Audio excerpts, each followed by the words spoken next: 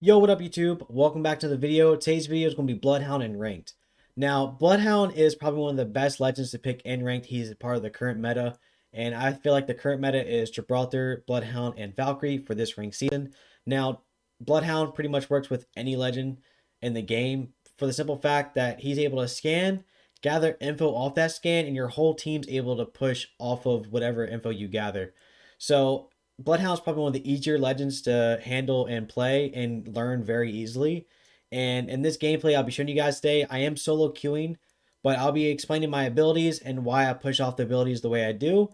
So hopefully you guys start to play Bloodhound a little more. He's really easy to learn, and he's also a lot of fun to play, and he helps out the team a lot even if you're solo queuing. So highly recommend it. Hopefully you guys enjoy the video. Hopefully it helps you out switching to Bloodhound.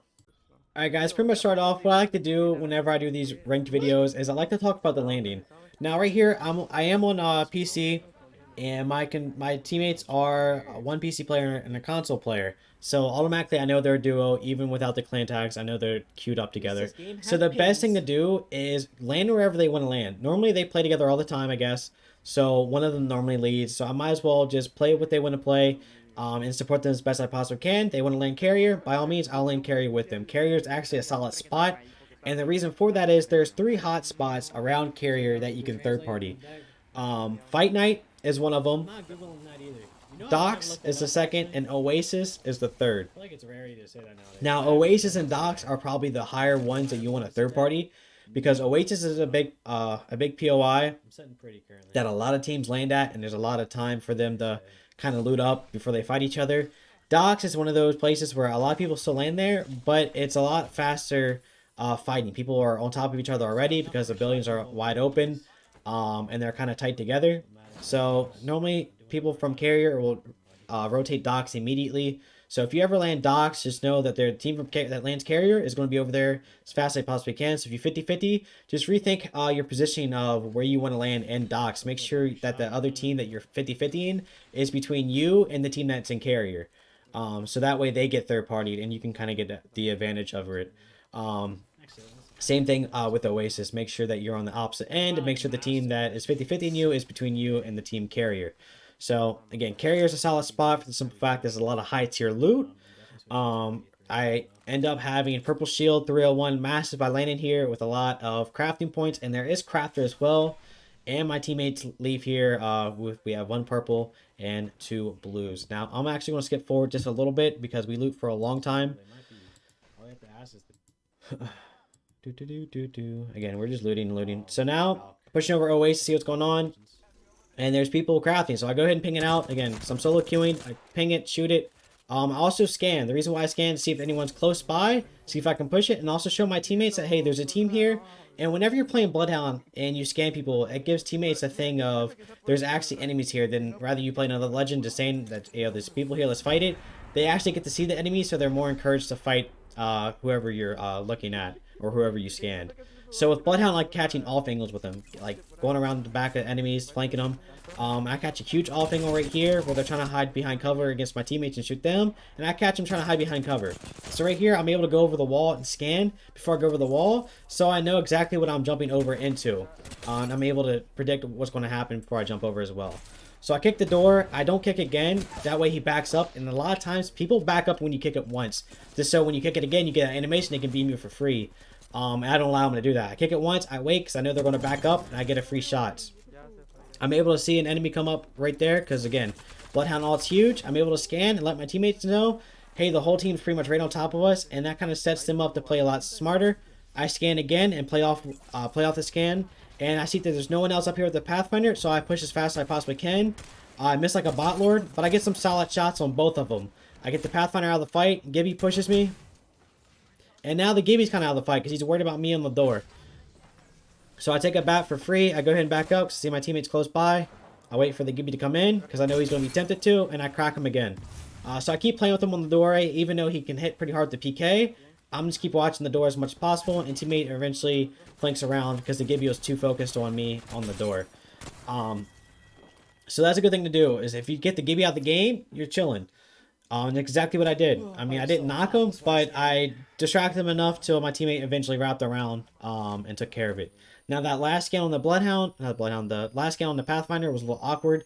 I was trying to see exactly where he was, and I scanned exactly when he jumped down, which sometimes happens with Bloodhound, but it's completely fine. It's good to get that info no matter what it is. But honestly, it was a good follow up after the fair 3v3, and that third party to come in. It was just a good cleanup by my teammates and I, because we were able to capitalize off that scan just to show that that whole team's pretty much on top of us. So that's a good reason about playing Bloodhound, and you being able to control Bloodhound. Like, I'm normally playing Gibby, and I normally have to ask the Bloodhound to scan this way, and when you actually get to play Bloodhound, you get to do that a lot faster. So there's not that communication of scan this way, and 2 seconds later they scan, or they scan a different direction, and you have to wait the whole 15 seconds for this direction you want to. And especially if you're like kind of like an IGL, or you kind of play like an IGL, which is in-game leader. Bloodhound's a great legend to play if you play IGL, because you're able to see exactly where it's going on and make that call out immediately off of what you see in front of you. And a lot of times with Bloodhound, as you see with the third party that happened, is I scanned. I didn't make a play off the first scan. I pretty much waited for my scan to come back. Scan came back. I saw there's two that were below, and the Pathfinder was by itself, and I made a play off of it. I didn't make the play off the first scan, and that's a lot of times what you want to do is scan, see what's going on, and pretty much prep your team to make a play off your second scan. Like, yo, this is what we're going to do. As soon as I scan, you scan it, see what happens, and Pathfinder's by itself, so I climbed up as fast as I could, even though I'm a bot lord and I missed my shot. My bad. I'm gonna skip forward just a little bit, because now we're rotating the states, and the states is one of those again, it's one of those high points where a lot of traffic comes through. Don't care. You got players that are trying to get RP, and So just fuck it. high traffic area, the states, you got to be careful with that. If you're always complaining about getting a third party, you have to know the high traffic areas, and the states is one of those high traffic areas. Oh, Dad and I are in your game. I didn't So it's a good thing just to always realize and notice is where all the highest spots are where you're going to get third party, and try to stay away from those fights. So I scanned to see exactly where this team is. One of my teammates pinged. I'm able to make a play off of it, and I go ahead and I want to get this fight over with fast, so I go ahead and alt. And that's what you want to do as Bloodhound. You don't want to take fights too long, because on this map, you're going to get third party. Especially in states, it's going to happen. So I go ahead and alt, and I play aggressive. And that's how you want to play as Bloodhound. You want to play aggressively. I'm able to knock one. I go back, wait for my teammates a little bit, sell up. Now they're focused on my door. They have lifeline. They go to break it, and now I'm able to beat them for free because they're stuck in that animation that I talked about earlier.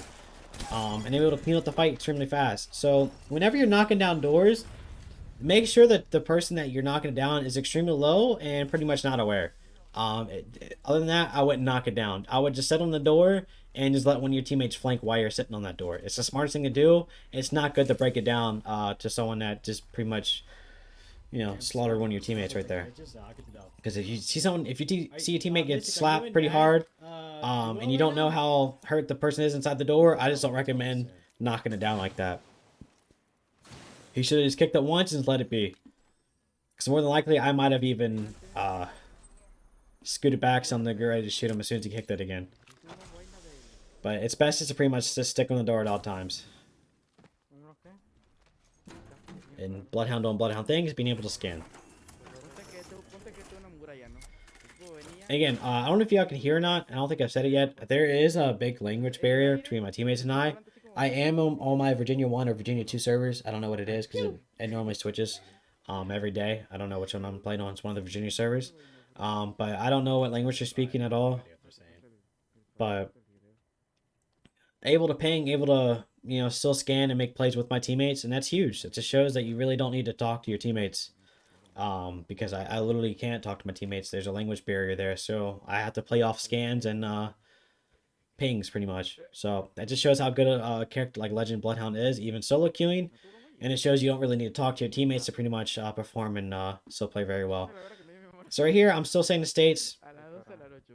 I was going to wait until I can scan again. But I realized that the circle wasn't closing in, and it was going to close in like 10 seconds. So there's no reason for me to stand there a little bit longer and be so far away from my teammates. Because again, I want to play with my teammates. I don't want to play solo. And act cool, I want to play with them and make sure that I don't get knocked or they don't get knocked. So again, I go ahead and scan to see exactly if anyone's near him, and I make a play off of it because he's crouched behind because my teammates absolutely blast him. So I just go ahead and make a play off that. And now I use alt again. There's one knocked. It's kind of like the Gibby thing where you bubble off knock. I'm gonna sit there and I'm gonna use my ult right off the knock to see exactly where the other two are, and just make extremely fast plays and force them back to where we're at advantage now. And I can easily see that this team was just too far away from his teammates or his teammate, and I just go ahead and force him out. And that's a great thing about Bloodhound ult is you're extremely fast and you're honestly scary to a lot of people. No one really wants to fight a Bloodhound in ult because his movement's crazy and he's just wicked fast. I go ahead and again, I want to group up with my teammates as much as possible, but Bangalore's about that life apparently, so I have to help him out as soon as I possibly can. Able to knock the Bloodhound, not the Bloodhound, the Octane, so my bot. Missed some shots and capitalized. That really wasn't anything special. I missed a lot of shots there, but you know, I was trying to help out my teammate as much as possible, even though he went in kind of crazy.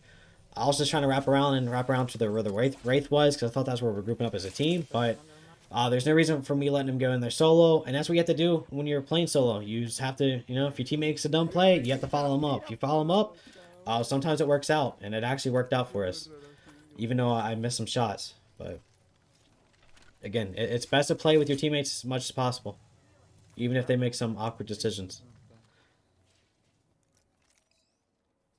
But we were at an advantage, though. We were, even though we kind of played awkwardly, we pretty much played like a 2v2 right there at the very end. We still were at an advantage of a 3v2 just because we were able to catch that one guy off guard, and I was able to ult and force the other guys backwards. And Bloodhound's good for that. Bloodhound's good for just scaring people backwards. You know, if they knock somebody down and Bloodhound's an ult, people don't want to stay there long because of how fast Bloodhound is. I'm not giggling anything you say, Marine. 100%. There's no shot. So I don't think I could trust myself for you to do that. I don't know. Bloodhound's extremely fun, and I recommend it. I know I'm just a awkward Gibby main that used to have a beard, but I've been enjoying playing other legends, and I feel like Bloodhound's probably one of my other favorite legends to play. He's extremely easy to use, and it fits a lot of playstyles. I feel like if you're kind of aggressive and you want to make plays off of like scans, like your Bloodhound scans, try playing Bloodhound yourself into scanning. It works out a lot. So I highly recommend it. Because I know I'm one of those people that always tells my Bloodhound where to scan this way, scan that way. It's kind of nice to be the one being able to scan exactly when I want to, where I want to, and make plays off of it as fast as I possibly can. So it's really nice. If you ever like kind of like tell Bloodhound where to scan, try Bloodhound out for once. I recommend it. I really don't want to do this because I might get Kraber. Skip forward, son. And now we're just playing safe. Again, I have 10 kills, 1 assist. There is literally no reason for me to sit there and rush fights. We're just chilling out, playing placement. There's 4 squads left now, so we play pretty well as a team so far, even with a language barrier, I should say.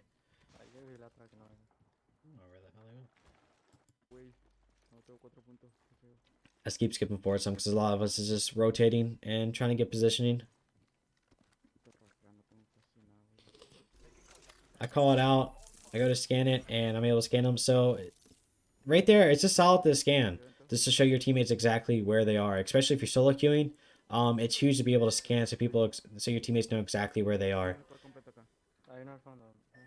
And currently, it's 4 squads, 12 people alive, so it means every squad is full. So we have to play somewhat smart.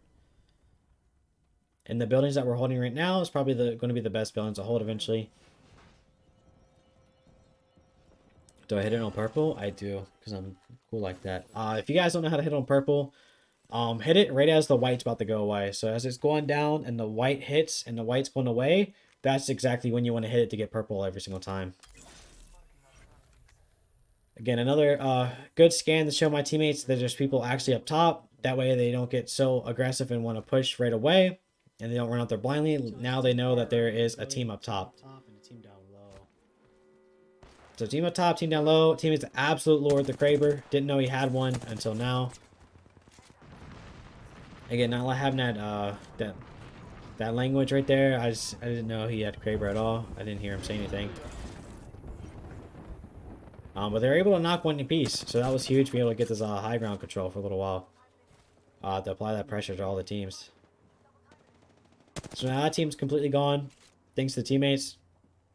And now we just try to play safe. There's no reason for us to rush fights. And when it comes to late game, you don't want to risk it, especially if there's 3 squads left. You don't want to sit there and try to fight one of the teams like head on, because the third party is going to come right there, because it's smart for the third team to just wait it out until you two fight. So I keep scanning just to pretty much make sure that that team doesn't move and they stay where they're exactly where they need to be staying, which is down low. Again, a great thing about being Bloodhound is be able to keep scanning and getting intel and seeing exactly where everybody is. I go ahead and ping to show that to my teammates that I want to hurry up get this building before that Gibby team rotates over here. Because this is the best spot to hold. And I keep hard wrapping just in case they're next to that car and I don't get beamed. That's why I'm hard wrapping the way I do. But I go ahead and secure it for my teammates. One of them starting to wrap over. The Wraith is still a little too far away. Do I hit it again? I'm a bot. I messed up that time. But it's just nice to sit there and just hold this spot for your teammates. And that's exactly what I do until they get here. I start spam pinging. I scan to show them that there's people on top of me now. To make them want to push over here. And now that I scanned and got hit a little bit, my teammates are rushing over there as fast as they possibly can. As you see on the minimap at the top left.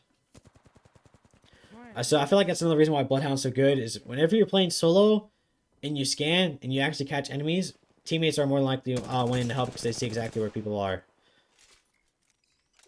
Right here, I get scanned back. I see where they are immediately. There's one a little too far to the close to us to the right. And teammate swings out and just punish them for it. I help him out as fast as I can because that guy was a little too far away from his teammates. And now it's just down to capitalizing on third partying, because the team inside pushed the team to the left. Fighting a Mirage and Bloodhound all is not fun, by the way.